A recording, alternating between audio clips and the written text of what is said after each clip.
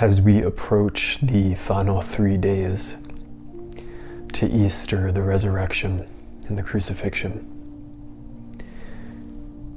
The invitation for this time is, can you find the ecstasy within the agony?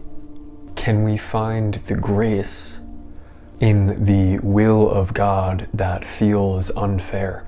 The initiations that cause resistance, can we find ecstasy in that and allow it to crack us open?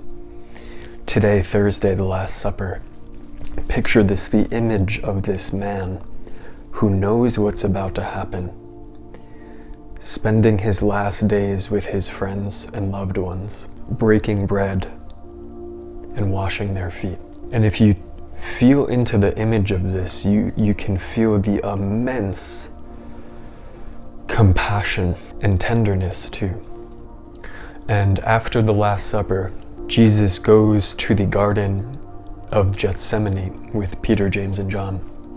And this is before he is taken by Roman soldiers through the acts of Judas. And in the garden, he comes into contact with subterranean darkness, a spiritual pressure so intense that he sweats blood as he comes to the ground and prays, if it's possible, to let this cup pass from me.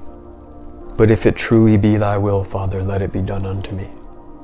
And that is the ecstasy in the agony, because there is a grace and a power that comes from complete outer powerlessness.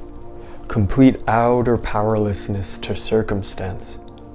A complete letting go of one's own personal will. True surrender, in this sense, in this context, is an absolute act of outer powerlessness, where you forego all personal attachment and preference in the name of truly being the handmaid of the Lord. Be it done unto me as thy willest. And in that, there is a peace.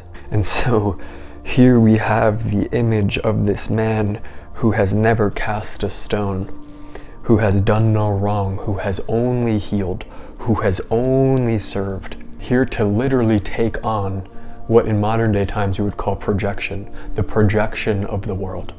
And in that complete outer powerlessness and surrender to overcome it. And I believe this is a great metaphor, and not even it's an invitation for us to call upon that energy, and you can tune into it and you can feel the frequency of this in your body. And this is what we are being called to do, to crucify all within us that is not in concordance, that wants to let the cup pass, and to find the grace to crack and to open, because in that there is the ecstasy, in that conviction, in that there is a third force. It's an opening of a closed system where an impulse or an input of energy comes in through the 0-point field of the heart. And we call this divine grace. We call this divine mercy. And in that there is an alchemization of suffering into ecstasy. And this doesn't mean it's comfortable. This doesn't mean things are easy. But again, it's in that surrender where the resistance is finally unclenched. And in that unclenching, there is the exhale of this ecstatic surrender. And so the invitation of this time, of this day, of this moment that we're recapitulating, where in your life are you being called to drink from a cup that you would rather let pass from you? And can we surrender the egoic attachments to what we prefer to experience so that we can truly come into the grace of a divine timeline?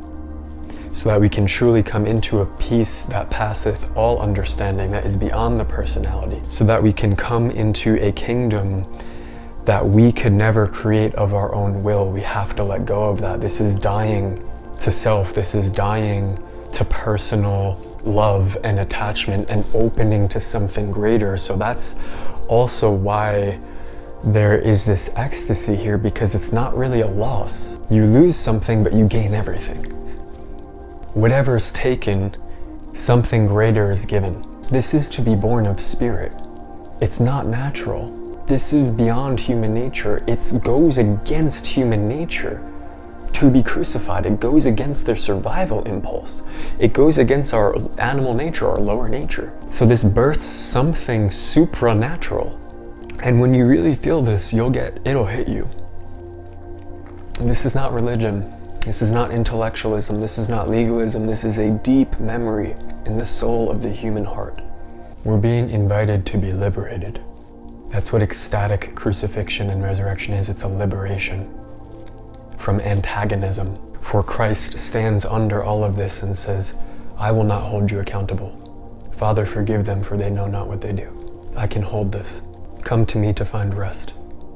I am the door. I am the entrance and the exit. And so we're being invited to exit the closed loop of humanity that we find ourselves in and enter through the door into a higher life, death, rebirth, and to do it through grace.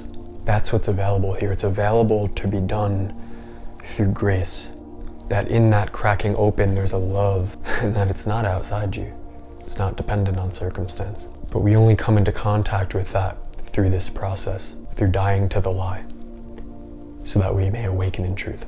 And it's my prayer that this inspires you to connect to the energy of this time in your own way, to receive the codes that your soul is meant to receive at this time, and to tune into Father and Mother God, the Christ Sophia, to grant us the courage to enact thy will.